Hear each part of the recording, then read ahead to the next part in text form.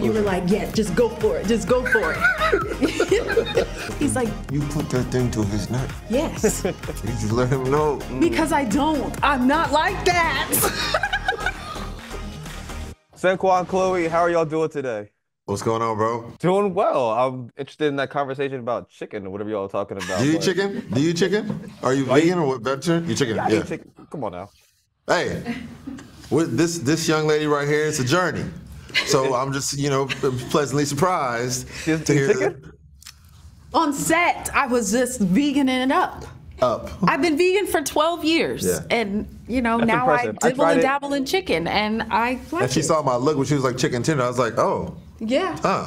A lot has changed. A lot of graduation. Nice to see. Welcome to the world of chicken. You've been missing out for the past 12 years. Let's It is talk fresh in about St. fight night, Lucia, though. Let's talk about fight night. There was chicken in fight night. I saw there was a chicken man. There was quite literally the chicken man. Oh! All comes full circle. See the power of chicken.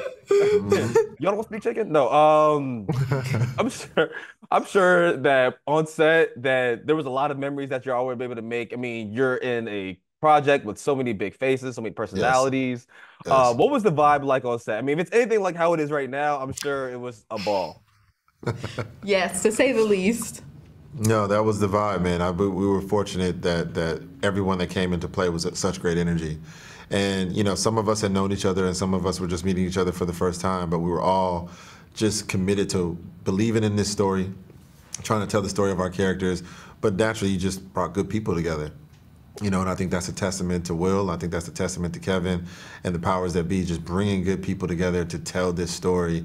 It just translated over. It bled over. Even in moments which, as the audience will see some really tough moments, some violent moments, but even in between those moments, it's still laughter, love, and joy, which is really cool.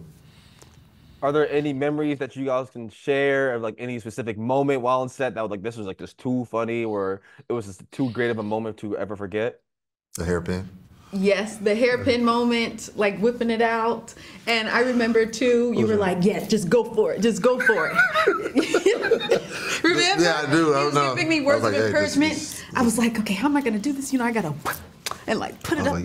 He's like, you put that thing to his neck. yes. You just let him know. No matter what her hair was, she uses to protect herself and also to be cute. It's very unassuming. Just by looking at it, you don't know it's a weapon. But she does some serious damage with this bad boy. Because it was just fun to see because she would get so in character and do it with such intensity. And it just, for all of us, we would watch like, oh, she's really about to do some work with this hairpin here. And it was just cool to see just how that moment, it gave Lena this presence. Like it was like, okay, this is Lena. Everything else was kind of like we got to see these little moments where we were like, okay, why does he trust her? Why is he? And then we saw that and it was like, okay, now we know. That was her coming out moment. Yeah. And just to see Chloe having so much fun with it. I'm not a violent person. Maybe that's why I had so much fun. I don't know. I mean, tapping into something I didn't know I had. Your music be giving a little, you know what I'm saying, like low key. Well, that's what I'm saying. It's an outlet. Because I don't. I'm not like that. Anyone that's not like that, you gotta like side eye a little bit, That's why I had so much fun bringing Lena to life. Same here. Toxic reformed. Yes. Reform toxic. Reform city boy. Reform city boy. Chloe, I have a question for you though. What do you find harder to prepare for? Getting on stage, performing, or getting into a role like you just mentioned? Honestly, I would have to say getting on stage to perform. Because I'll tell you why. On stage, you can't mess up. You can't crack, you can't hit the wrong note, you can't forget the steps. You have to look polished. In acting, your job is to bring a real life human to life. And all of us are flawed. So when it looks like it's acting is when you're too perfect. So it's so much easier to just breathe the character and live in the moment and let that scene take me where it needs to go without being in my head and caught up in what needs to be perfect. I mean, that's a fair response. That's a fair response. There's levels to this, even though I've seen people on stage who had a little mishap and we're able to recover. Yes, but then you're constantly in your head about it. And the audience isn't as forgiving. Yes, Yeah. but with acting, like you're looking for the rawness. That's where the beauty is. And also, you can say, "Hold on, cut. Let me do that take over again too."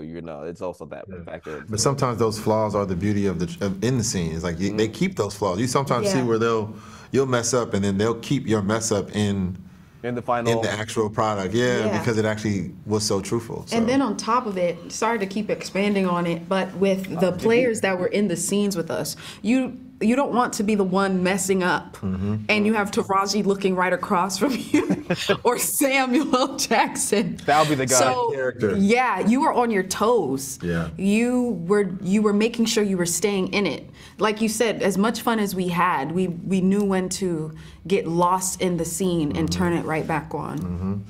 That's amazing. And well, thank y'all both for your time. Good luck on both of y'all's journey. I'm so excited to see what y'all do next. Thank you. Thank you, bro. And keep enjoying chicken. And keep enjoying chicken. Like this is only the beginning. I'm trying to tell you. It's only the beginning of your journey. Yeah. Zackies. Get that Zackies. Cheers, y'all. How's it going, What up, Will? brother? How you doing, man? I'm doing well, man. Thank you for hanging out with me. It's good to see you. I like that suit too. That's a very fresh blazer, man. I appreciate you, man. I got dressed up for you, dog. It's Just for it's me, premiere man. day. I'm excited, right? I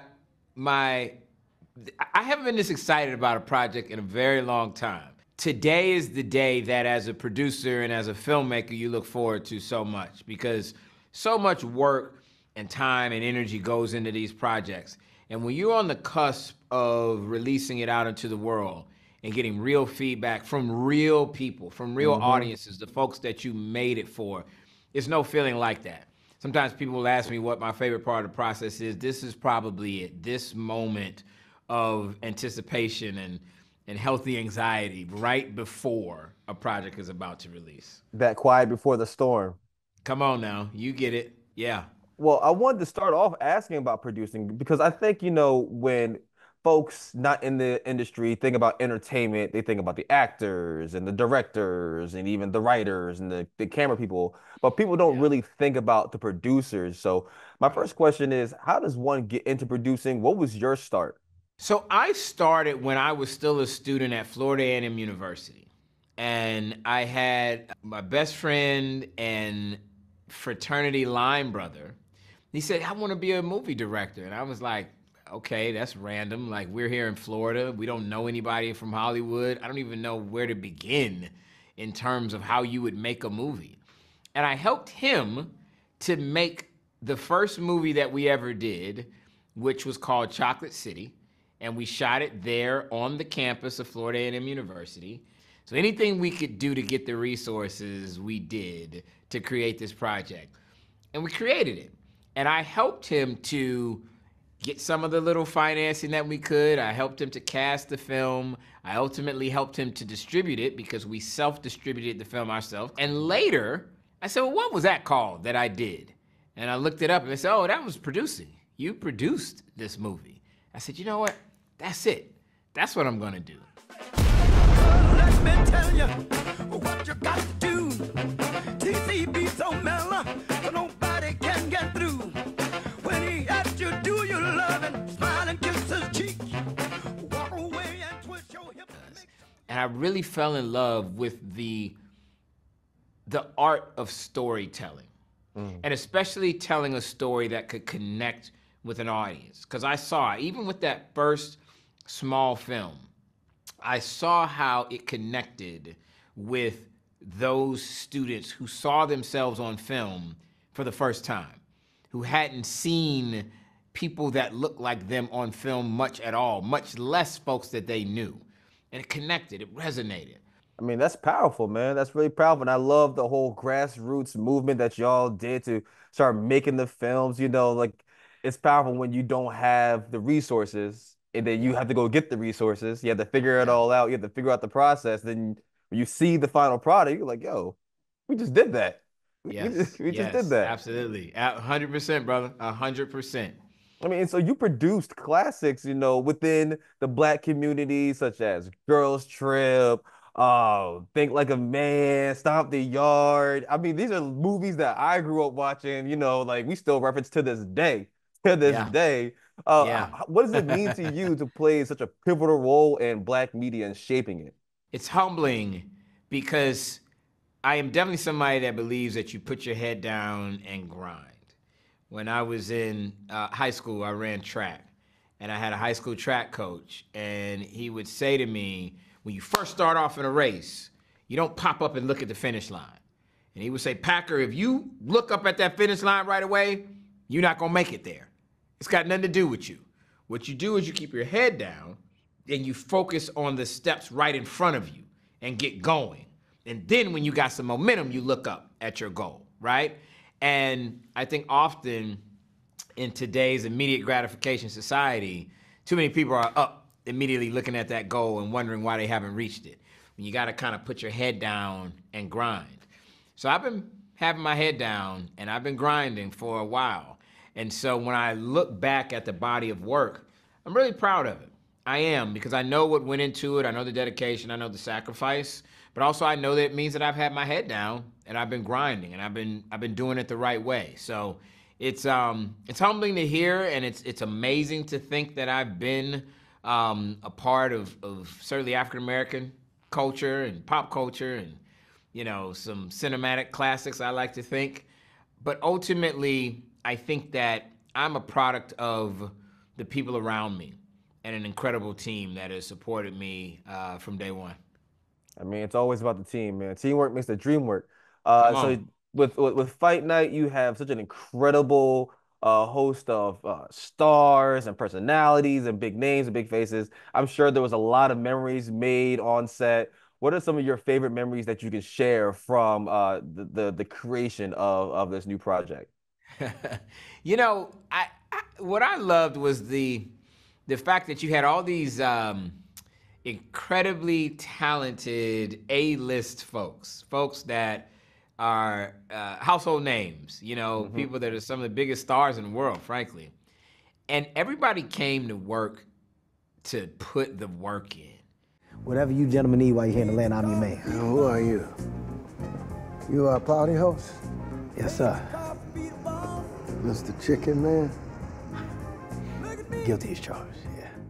It wasn't about the egos and I'm gonna show up after somebody else shows up on set, and as a producer, you have to be conscious of that. You have to make sure that you give everybody the tools that they need in order to produce ultimately their performances, in order to get in their bag and really take advantage of their skill set. I gotta put them in a position to win. That's my job.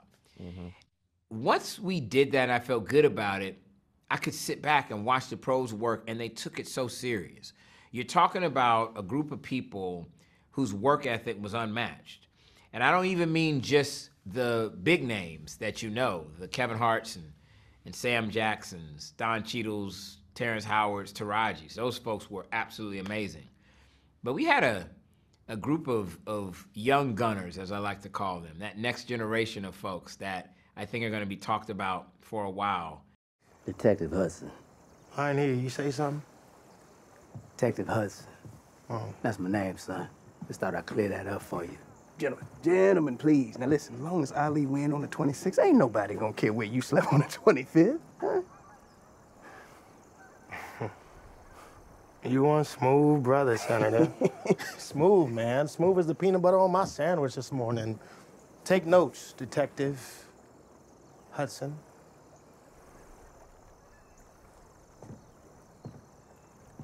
Don't you let us down, Detective.